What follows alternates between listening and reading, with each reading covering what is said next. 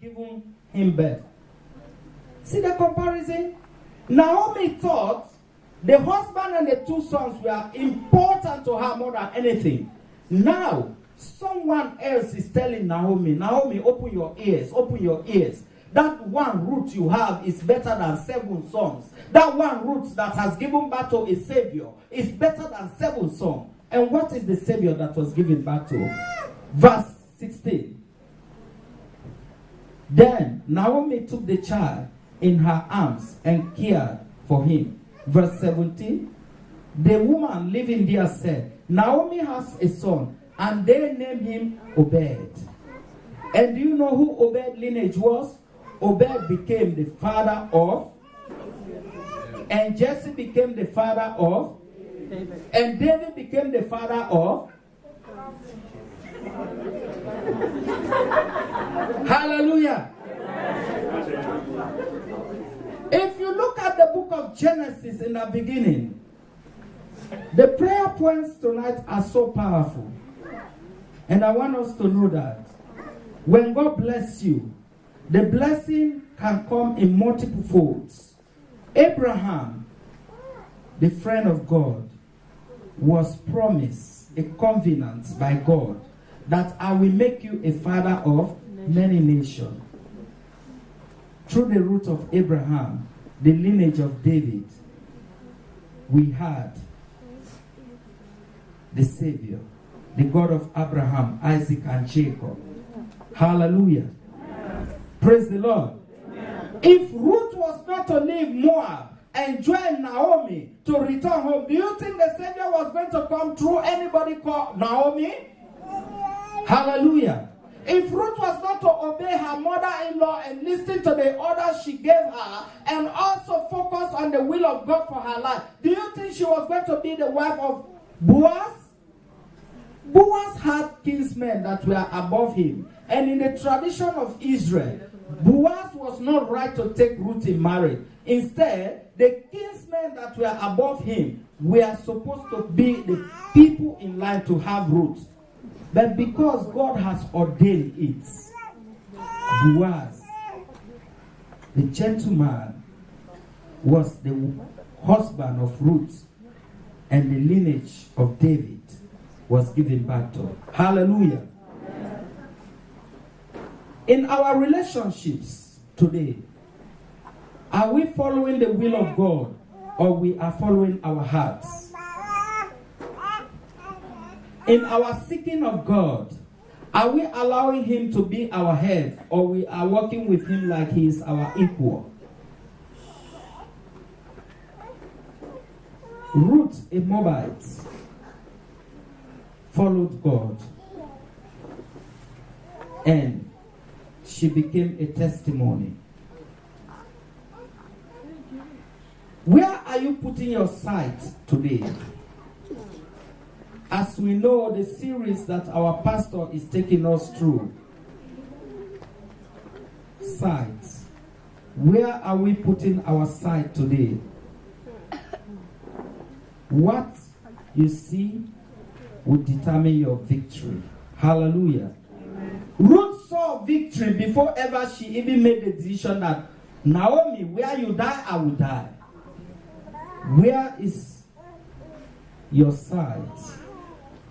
Last week, our brother Williams, gave us a very powerful message. He said, look up to the bigger picture. Tonight, let's go and let God lead. There are 5 ways we can surrender control and let go for God to lead. Number 1, we should stop striving and start abiding with God. We should stop doing it on our own and let us surrender to God so that he can do it for us. Amen. In the book of Psalms 46 verse 8, the Bible says, cease striving and know that I am God. I will be exalted among the nations, and I will be exalted in the earth. We should stop trying on our own and give him to carry on. I personally have many times strived so much, hoping that I can have something on my own. But it has never worked. It has never worked without him. Number 2,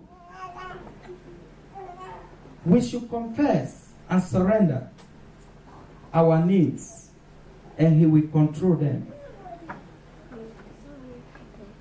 When they say confess and surrender, it's not to say, God, I close one eye, you lead me, but the other one, I don't know the next step I will take. Let me be looking there. That is not the surrender he wants us to do. When he says surrender, we should close our eye. Even if we are stepping, we don't know where we are stepping. He will still control the feet to fall in the right place. Amen. We should surrender to him. Many times, we that claims to be Christians, we don't surrender to God. Sometimes we say God will understand. God, you know you will understand. That Centralink payment, I will not let go. God will understand.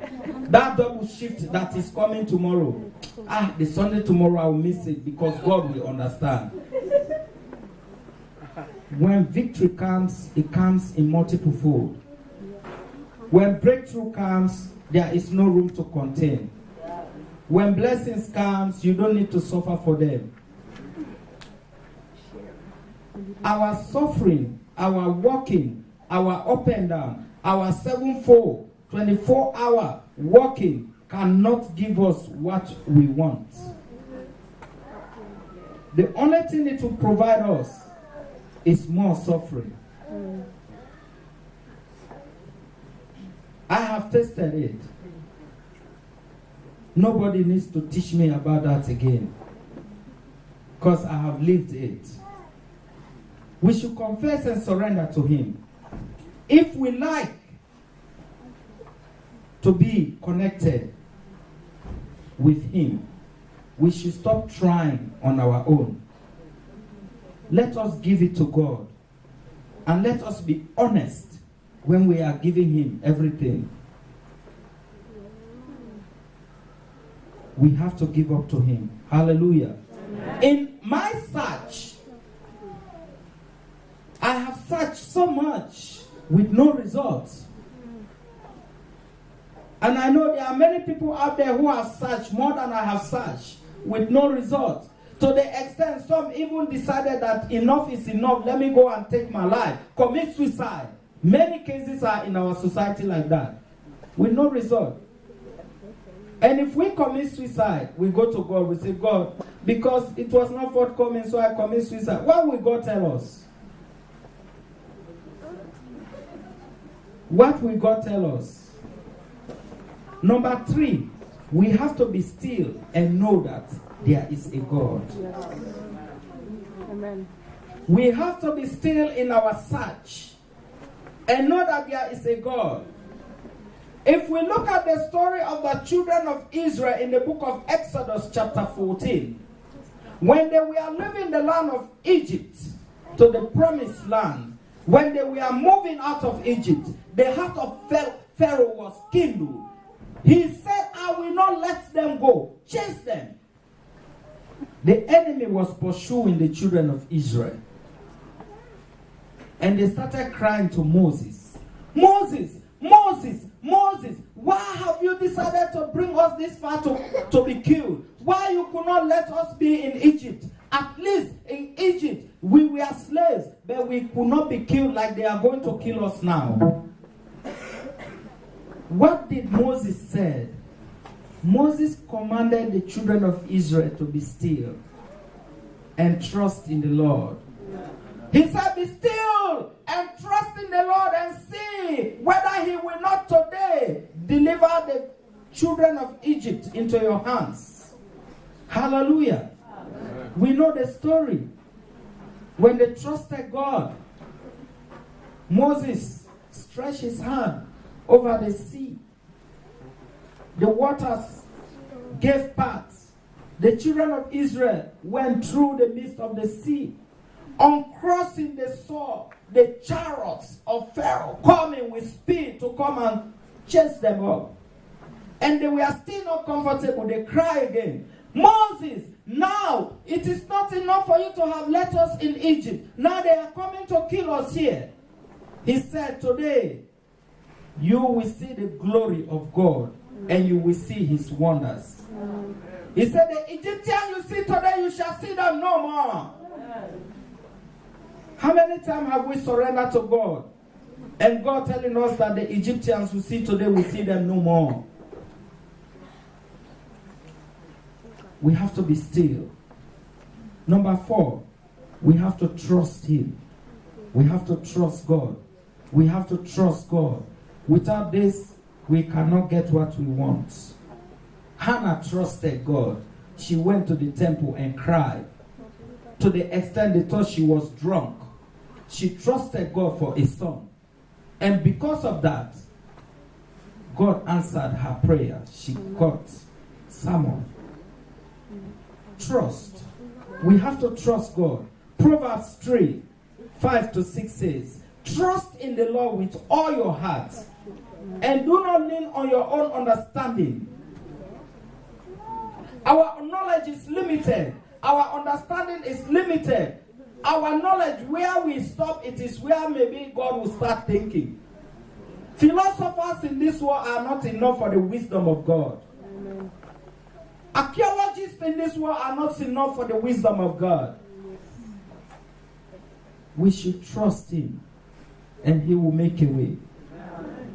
We should trust him and he will make a way. Finally, we should seek him. You don't just trust him and sit down home and do nothing. When you trust him, you have to seek him with all your heart. Jeremiah 29:13 says, you will find me when you search for me. Amen. We can only find God when we search for him. That's why our Bible should be our weapon. We should read our Bible. We should look for the solutions that God wants for us in the Bible. This is the only book that do not have a carbon copy. This is the only book that scientists, researchers, writers cannot give a reference to. According to my research in the book of John, no. This is the only book. It is divine. Things happen when we trust God. When we allow him to take control and we surrender everything to him, he will turn our little things into bigger solutions and results. He will turn our crying into joy. The Bible says, tarry, suffering may endure us for a night, but joy comes in the morning. Amen. Sometimes we see many Christians, we see them smiling.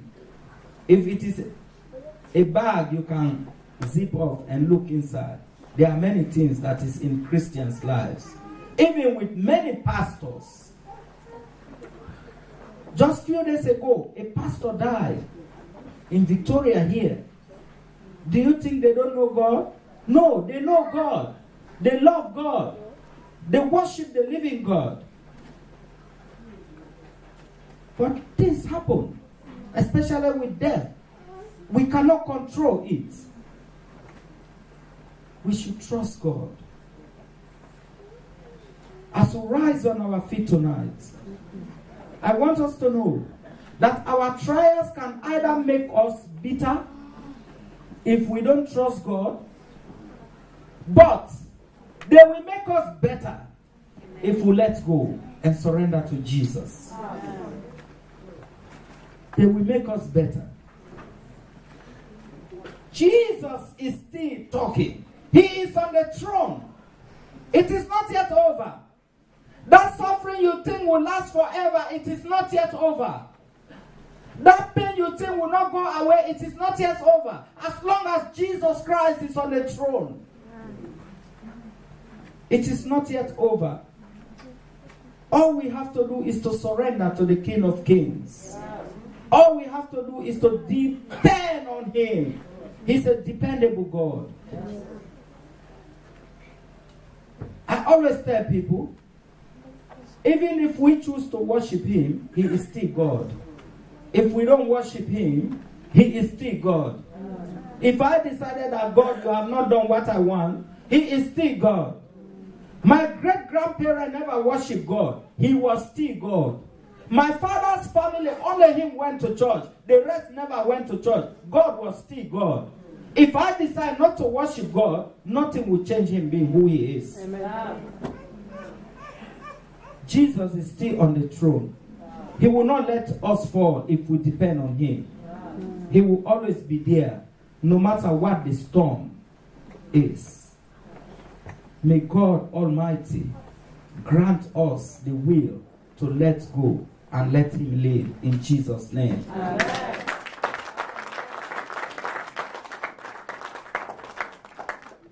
Hallelujah. That was a very good sermon. Thank you so much. We trust God. We trust God. We trust God. I just want us to... That was very good. I was blessed, and I believe you were blessed as well. You know, when he said about Ruth, it's a very powerful thing. And whilst we were praying, God placed two things on my heart. Two things. One of them is, if you really, really, as a Christian,